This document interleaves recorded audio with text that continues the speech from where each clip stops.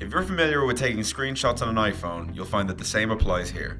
Simply hold down the home button and hit the power button. This will capture an image of whatever's on the screen. When you display the lock screen, you'll notice a picture icon in the lower right corner. Hitting it will present a slideshow, your iPad displaying every photo you have on it. While there are 4 apps preloaded in the dock, you can actually add up to 6 in it. Simply press and hold down any app and drag it to the dock. Just double tap the home button and press and hold on one app till they all start shaking on the screen. Tap the red circle in the running apps to close them. If you accidentally hit the home button when using an app, you can avoid shutting it down by continuing to hold down the home button. Do it long enough and your iPad will forget about closing the app you've loaded up. If you want to protect your data, you can after 10 failed passcode entry attempts.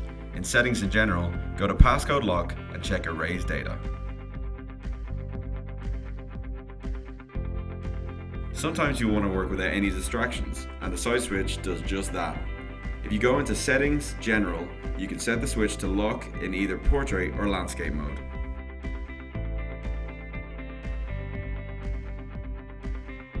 While the search engine is set to Google by default, you can change it to either Yahoo or Bing if you wish.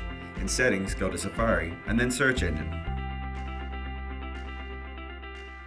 If there are other people using your iPad regularly and you want to limit the content that they can access, go to General, then Restrictions, and enable them to select what apps can be accessed.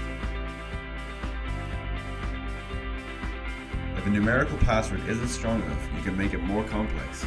In Settings, go to General and then Password Lock and turn off Simple Password. You'll then be prompted to enter your old and new password.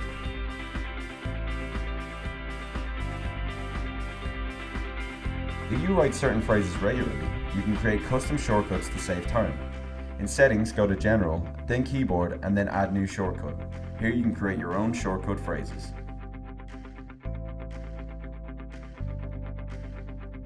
If you turn multitasking gestures on in General Settings, this will allow you to use 4 or 5 fingers to swipe left and right between apps, swipe up to reveal the multitasking bar, and pinch your way back to the home screen.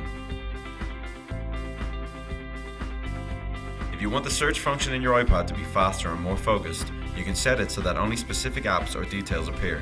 Go to Settings, then General, and select Spotlight Search. Here you can choose what appears the next time you search.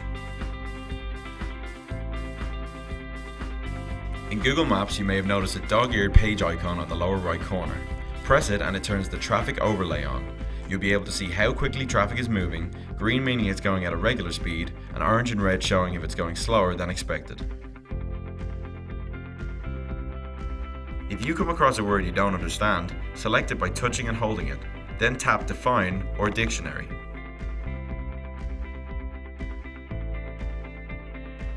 On the keyboard, swiping up the comma key quickly will insert an apostrophe, and swiping up the full stop key inserts a quotation mark. Also, holding down the key will bring up accented versions of that character. Pressing spacebar twice will do a full stop and then a space.